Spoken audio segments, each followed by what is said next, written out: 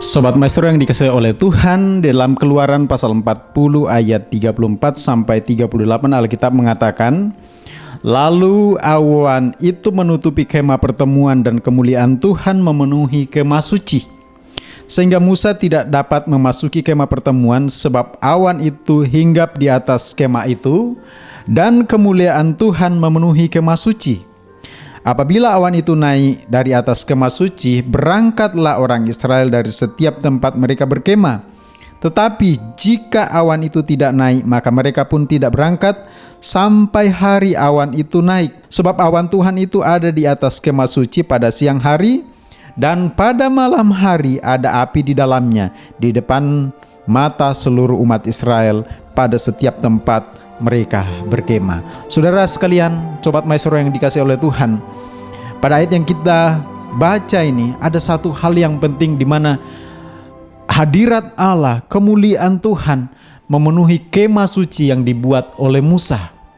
Kemuliaan Tuhan itu apa? Kemuliaan Tuhan itu adalah hadirat Allah, dan itu bicara akan tahta Allah. Ketika bait Allah selesai dibuat oleh Musa, maka tahta Allah turun ke atas kemah pertemuan. Dan ini menarik, saudara, karena Allah itu adalah Allah yang maha mulia, Allah yang maha agung, tetapi Dia tidak sungkan untuk meninggalkan sorganya yang agung itu untuk berada masuk di sebuah tempat yang sederhana buatan manusia, dan bahkan Dia tinggal di sana, saudara. Dan saya mengatakan ini menarik karena Alkitab mengatakan di dalam Suratan Korintus bahwa kita itu adalah bait Allah. Dikatakan 1 Korintus 3:16-17, tidak tahukah kamu bahwa kamu adalah bait Allah dan bahwa Roh Allah diam di dalam kamu? Jika ada orang yang membinasakan bait Allah, maka Allah akan membinasakan dia, sebab bait Allah adalah kudus dan bait Allah itu adalah kamu. Nah, saudara sekalian, ketika saya mempelajari proses pembentukan bait Allah yang dibuat oleh Musa itu, ternyata dikerjakan oleh orang-orang ahli yang dipenuhi oleh Roh Kudus atau Roh Tuhan. Tema kita bulan ini adalah kesatuan.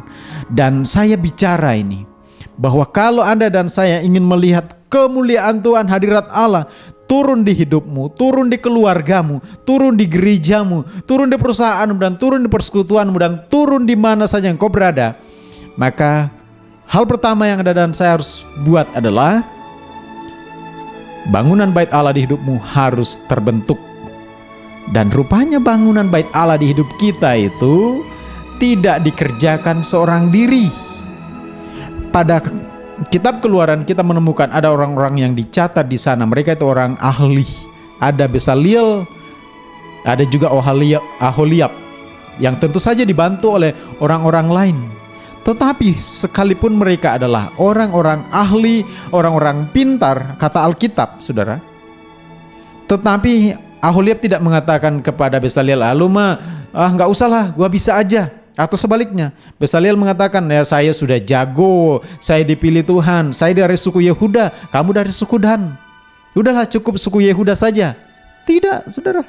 Mereka bekerja sama, lalu kemudian terbentuklah bait Allah dan hadirat Tuhan turun. Dan ketika hadirat Allah turun di tempat tertentu, di hidup seseorang atau di mana saja, maka sesuatu yang hebat pasti jadi di sana, saudara. Nah, itu sebab kita belajar di sini.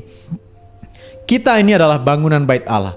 Biarkan hidup kita dikerjakan secara ajaib oleh Tuhan, dan kadang-kadang memakai orang lain.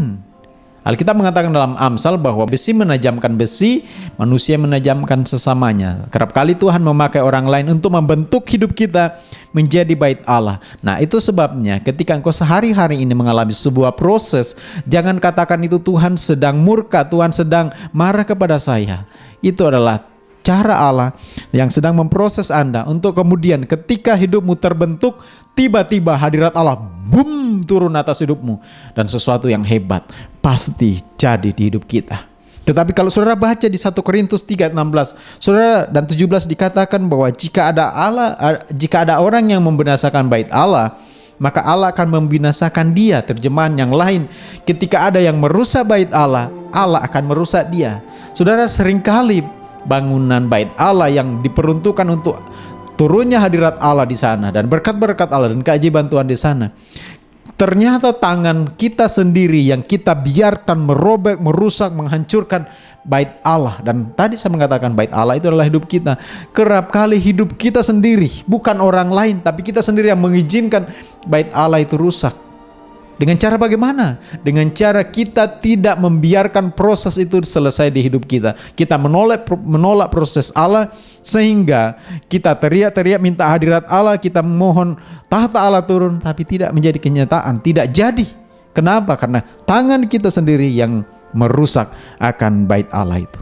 Tetapi hari ini saya berdoa, biarkan engkau dikerjakan oleh tangan-tangan yang ahli.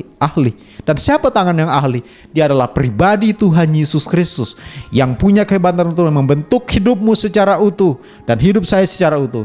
Dan tiba-tiba sesuatu yang hebat terjadi. Inilah yang terjadi ketika hadirat Allah turun atas hidup seseorang.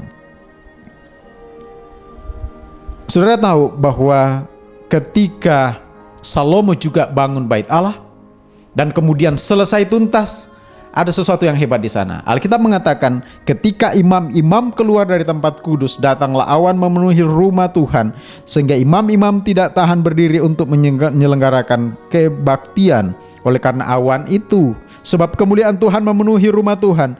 Pada waktu itu berkatalah Salomo, Tuhan telah menetapkan matahari di langit, tetapi ia memutuskan untuk diam dalam kekelaman. Sekarang aku telah mendirikan rumah kediaman bagimu, tempat engkau menetap selama-lamanya. Dan kemudian berpalinglah raja, lalu memberkati seluruh jemaah Israel, sedang segenap jemaah Israel berdiri. Nah saudara, ketika bait Allah terbangun, hadirat Allah turun, ada hal yang menyertai, yaitu dikatakan kemudian berpalinglah raja lalu memberkati seluruh jemaah Israel. Nah kalau Anda ingin melihat sebuah berkat yang ajaib, berkat itu tidak hanya bicara uang, tapi bicara kesehatan, kesembuhan, pemulihan dalam rumah tangga, dan juga hal-hal yang lain, pangkat naik, jabatan meroket saudara. Maka yang pertama adalah Anda dan saya harus selesai bangunan bait Allahnya. Dan supaya bangunan bait Allah selesai, harus dikerjakan mulai hari ini.